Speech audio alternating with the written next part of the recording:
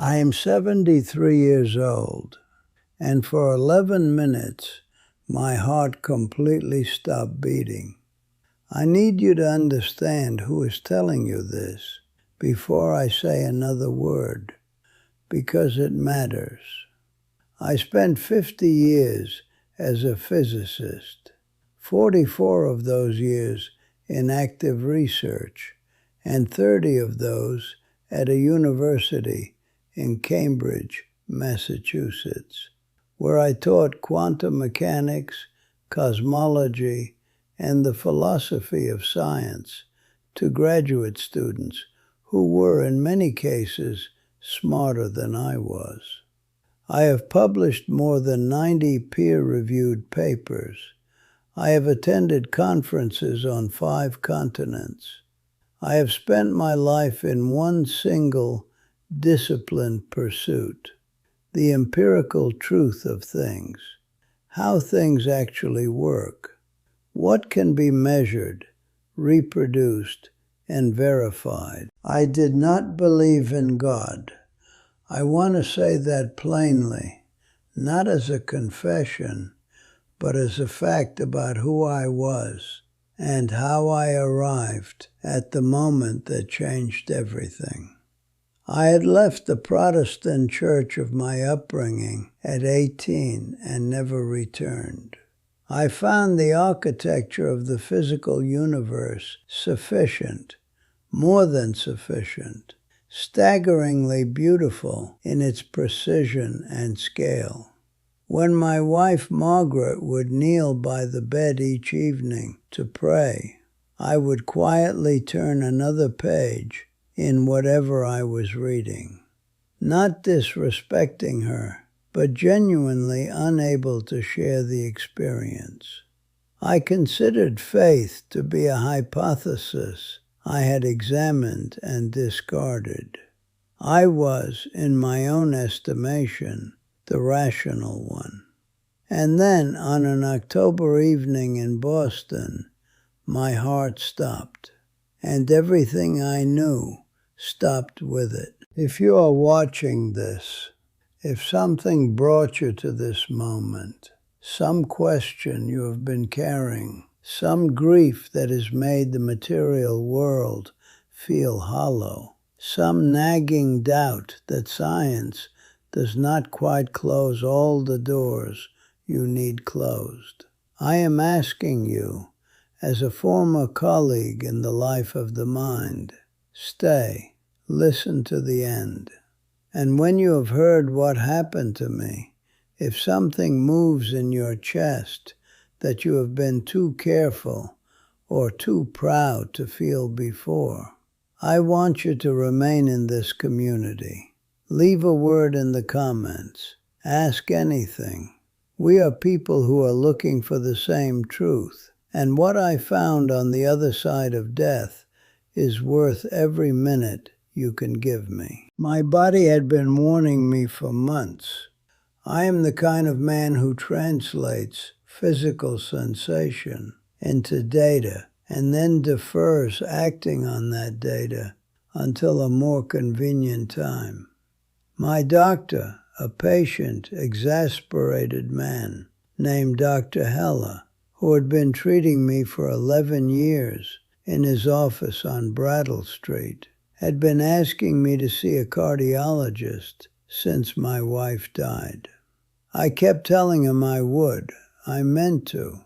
I had the name of a specialist on a note on my desk for 9 months. The note was still there, unacted upon, the evening of October 14th. I had been alone in my study since about 7 o'clock. The autumn had turned early that year, a cold September, a colder October, and the windows of my house in Cambridge were fogged from the inside. I had a cup of black coffee that had gone cold on the desk beside my reading chair. I was working through a graduate student's dissertation on topological quantum field theory, a dense, demanding piece of work that required total concentration. the kind of reading that narrows the world to a single channel. My chest had been tight since dinner, but I had told myself it was the red wine. The book in my lap was a hardcover textbook on advanced quantum mechanics, fraying slightly at the corners of the binding. I had owned it for over 30 years, had brought it to conferences, had taught from it, had annotated nearly every page in 2 colors of ink. It was, in some sense, a document of my entire intellectual life. It was heavy in my lap, its familiar weight the last ordinary sensation I would feel for a very long time. The pain when it arrived in full that October evening was not what I had expected. I had expected something more gradual, more categorically identifiable. What I experienced was more like a sudden systemic shutdown, as if the power to every system had been cut simultaneously. The chest, the left arm, the jaw, a wave of nausea so complete it erased everything else. I had perhaps 2 or 3 seconds of clear thought. In those seconds, I understood exactly what was happening, and I understood that there was nothing I could do about it. I thought of Dr. Heller. I thought of the note on my desk with the cardiologist's name. I thought, with a kind of dark irony that was very much in character for me, that I had run out of time to schedule the appointment. The book slid from my lap. The floor came up toward me. The last thing I saw, before the lights went out completely, was the book lying open on the floor beside me, its pages bent sideways at an unnatural angle. And on the open page, I could read this clearly, with a physicist's trained eye, even in those last fragments of consciousness. The Schrödinger wave equation, in its full form, beautiful and precise, and utterly unable to tell me anything about what was about to happen. My neighbor, a retired school teacher named Patricia Holt, had a key to my house. Margaret had given it to her years ago, back when Margaret had first been diagnosed, and we had needed someone close by. Patricia had kept the key after Margaret died, and she had kept the habit of checking on me, more often than I knew, I learned later. Something made her knock that evening. When I did not answer, she used the key. She found me on the study floor and called emergency services immediately. The paramedics told her later that my heart had stopped. By the time the ambulance reached Massachusetts General Hospital, I had been in cardiac arrest for several minutes. The pain stopped. That is the first thing I want to tell you about the crossing. The pain stopped with a completeness that had no physical equivalent. Not the relief of a drug, not the foggy recession of anesthesia. This was an absence of pain that felt like the presence of something, like removing noise and finding music underneath. I was still aware of myself. This is critical. I was not unconscious. I was more conscious than I had ever been. I simply no longer had a body in the sense I had always had one. I found myself above the room, above my own body, which was being worked on by paramedics with a focused, practiced urgency. I could see Patricia's face near the doorway, pale and frightened, her hands pressed together in front of her in a gesture I recognized from church attendance in my childhood. I noticed the lamp had fallen and was lying sideways on the floor, its yellow light cutting across the carpet. And I could see the book, my old quantum mechanics textbook, still open on the floor beside my body, the pages showing the Schrödinger equation. I looked at it from above with a feeling I cannot precisely name. Not contempt, not sadness, something more like tenderness, the way you might look at a child's drawing that you kept for 40 years, something that had once been your whole world and was now simply small. The light grew, or I moved deeper into it. The distinction dissolved, and the knowing became more specific. It was not an impersonal knowing. I was known. The entire architecture of my life, the publications, the conferences, the late nights, the pride, the loneliness after Margaret, the private shames I had never spoken to anyone, the morning in 1987 when I had allowed a junior colleague's discovery to be published under my name, with only a footnote to his contribution. The years of dismissing my wife's faith with a patience that was really a form of condescension. All of it was seen, completely, without omission. And none of it, not a single weight of it, caused the knowing to pull back. The light held it all without flinching, without disappointment, with something that I can only, inadequately, call love. I cannot tell you the precise moment the light became a presence. It was a transition like dawn, not a single moment, but an accumulating certainty.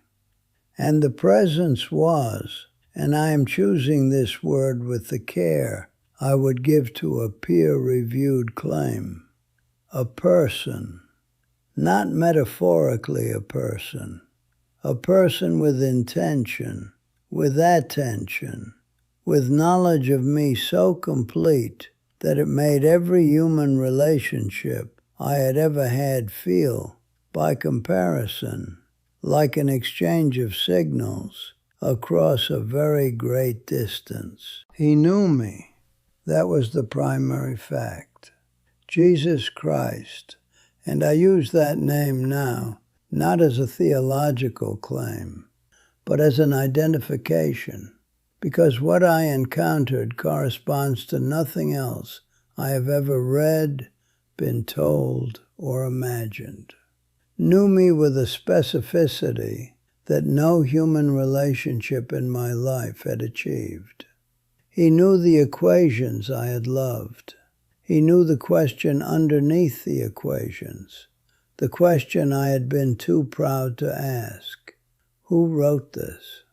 He knew the moment I had stood at the telescope at the MIT Observatory in 1994 and looked at the Andromeda Galaxy and felt something that brought me, unexpectedly, to the edge of tears. And I had suppressed it because a physicist does not weep at a telescope. He knew what that feeling was. He told me, not in words, but in the complete transfer of understanding, that it had been him.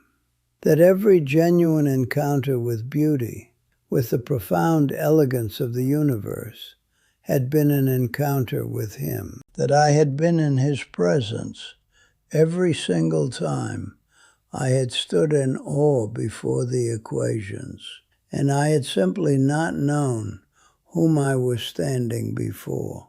And then he showed me my life, the way a patient teacher returns a student's work, not to condemn, but to illuminate what was always there, but unseen. I saw my marriage to Margaret with a clarity that broke me entirely.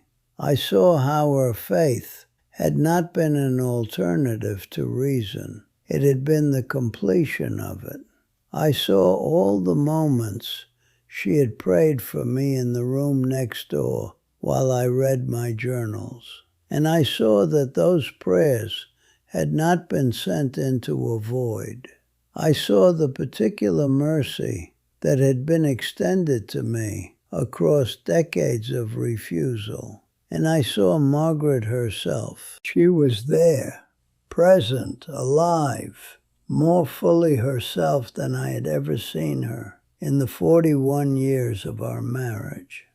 She looked at me with the expression I had spent 2 years trying to forget, the one from the last morning of her life, when she had held my hand and seemed completely at peace in a way that had baffled and frightened me. It no longer baffled me. It was the peace of someone who already knew what waited on the other side. She was not surprised to see me. She was simply there, and she was glad. I understood something in that moment that 50 years of physics had been preparing me to understand, if only I had been willing to follow the logic to its conclusion. Consciousness is not generated by matter. Consciousness is prior to matter. What the universe is, at its most fundamental level, is not particles and fields and forces. It is awareness. It is knowing. It is the person I was standing before, whose knowledge of every particle in the universe was not a calculation, but an expression of who he was. I was not looking at the bottom of things. I was looking at the ground of all things. And the ground was not an equation. The ground was a face, and the face held nothing but love. I did not want to return. I want you to hear that honestly, because I think it would be dishonest to soften it.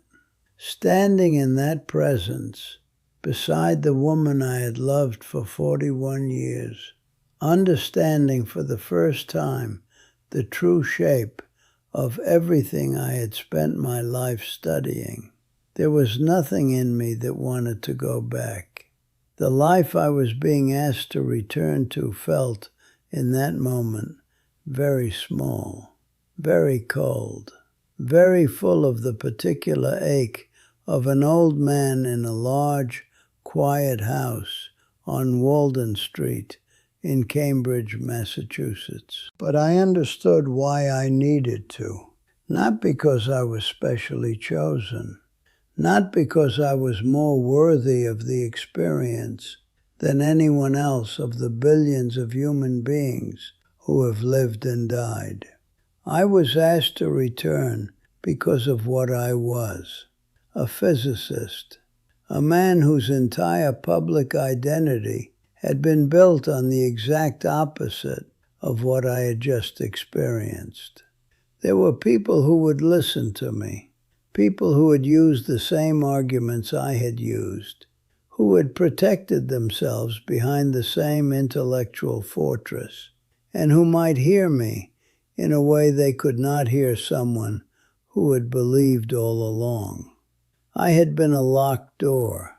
I had been given a key, and I was being asked to go back and open it. The return was the hardest physical experience of my life.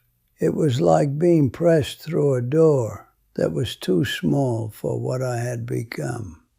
I came back into my body to the sensation of electrical current, the burn of defibrillator paddles on my chest, the thin and frightened light of the cardiac intensive care unit at Massachusetts General.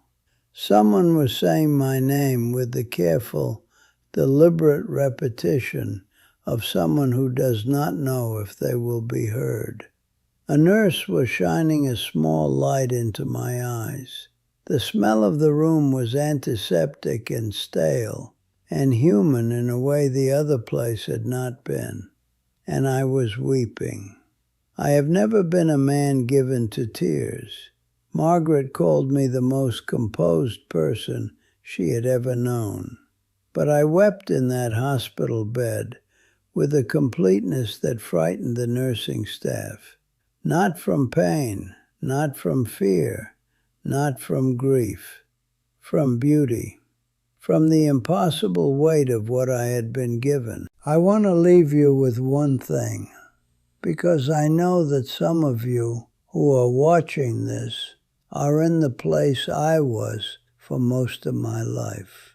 You have built an identity around not believing, not out of cruelty, not out of laziness, but out of genuine intellectual commitment to following the evidence where it leads. I respect that. I was that. And I am telling you, the evidence leads further than we thought. The universe's architecture does not terminate in equations. The equations are a language he wrote, the way a composer writes notes on a page. And I had spent my life analyzing the notation without ever asking who composed the music. And if you are someone who has lost someone, a spouse, a parent, a child, and the silence they have left behind feels like evidence that there is no one there, it is not. I saw her. I know where she is. I know the quality of light she is living in. And the love you carry for the person you have lost is not wasted, is not spent into a void, but is the very fabric of the place they now inhabit. That is what I came back to say. I am a physicist. I do not say things I cannot support. And I am telling you, he is real.